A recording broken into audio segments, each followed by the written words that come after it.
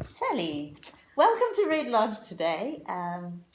So I've heard that the diocese is looking at setting up resource churches. What does that mean? Well, thank you, Diane. So glad you asked. There are rural resourcing churches, and really what it's about is churches that are really focused on helping people who don't yet go to church, who don't necessarily yet know anything about Jesus Christ at all, to have an experience of Christian community. So not focused on people who already go to church, but really thinking about, people that we meet every day in our supermarkets and schools and at work, but who don't yet have an experience of Christ at all, and how we reach those in a rural area. Okay, and so Sally, I've received this email with this word Lightwave communities, and at your service last Sunday there was also the word Lightwave community used. What is a Lightwave community? Well, some people may have heard of this before under a rather longer title. We were calling it the Suffolk Fresh Expressions Community, and we decided that that was far too long and jargony a title to be using. And so the idea of Lightwave is that it's about a wave of God's light and love coming over Suffolk.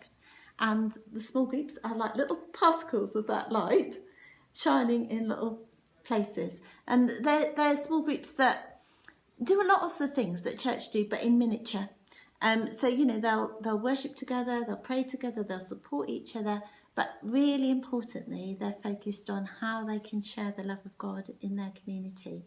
So they're very focused on being light, on sharing God's love and light, and in an appropriate way for the people that they know and love around them. Fantastic. Is there something you want to ask me? Oh yes, Sally? there is.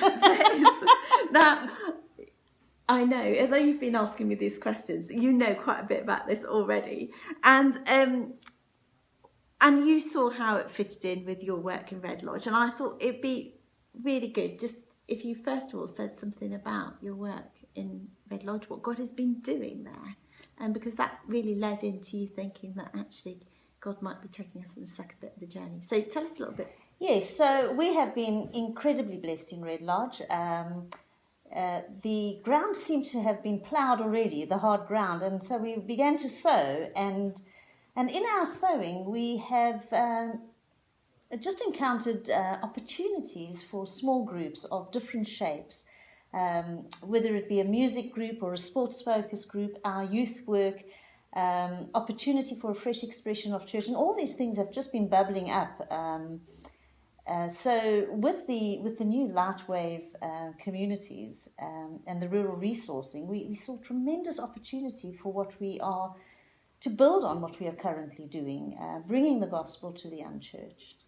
Okay, so in the Red Lodge area and its rural hinterland, what do you feel the next steps are now?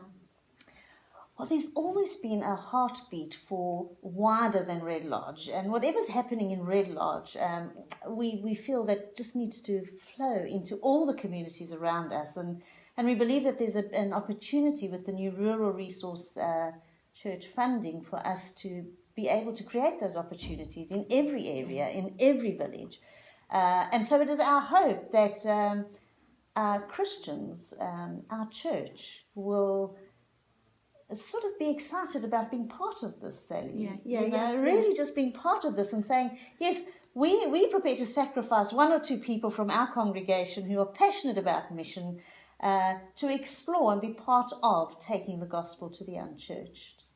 That's brilliant. And I just want to add a few things for our eminent watchers there, and to say, firstly, that this is Anglicans and Methodists working together. Absolutely. Secondly, what they can do to be involved, and the most important thing we want people to do is to pray.